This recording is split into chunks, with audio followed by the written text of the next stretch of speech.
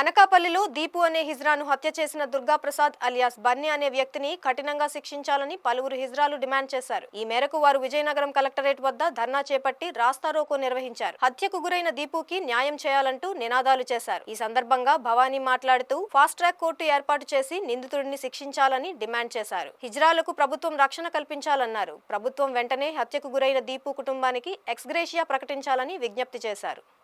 విజయనగరం జిల్లాకు చెందిన trans womens మేమందరినీ మొన్న 19వ తారీఖున అనకాపల్లిలో జరిగిన మా ట్రాన్స్ ఉమెన్స్ అయినటువంటి దీపు మరణానికి మేమందరినీ సంఘీభావంగా ఈరోజు విజయనగరం జిల్లాలో కలెక్టర్ గారికి వినతి పత్రం అందించడానికి వచ్చాము.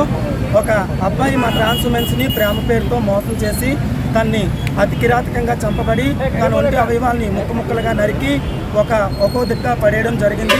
దానికి మేము న్యాయం కోసం ఈరోజు యావత్ రాష్ట్రం కూడా మా ట్రాన్స్ ఉమెన్స్ని రోడ్డుపైకి వస్తున్నాం, నిరసన తెలియజేస్తున్నాము.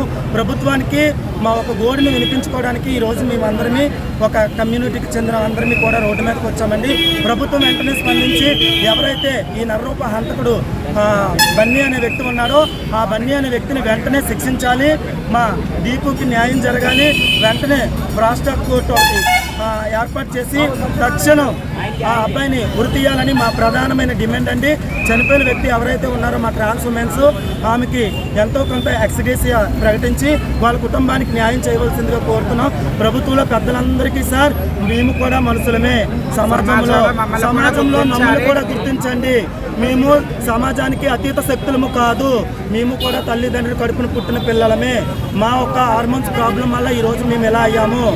దయచేసి మీ అందరికీ చేతులు జోడించి అడుగుతున్నాను, మమ్మల్ని మనసుగా గుర్తించి మాపై జరిగిన అన్యాయాల్ని అకృత్యాల్ని అరికట్టవలసిందిగా ఈ మీడియా మిత్రుల ద్వారా ప్రభుత్వం నుండి పెద్దలకి కోరుచున్నాం.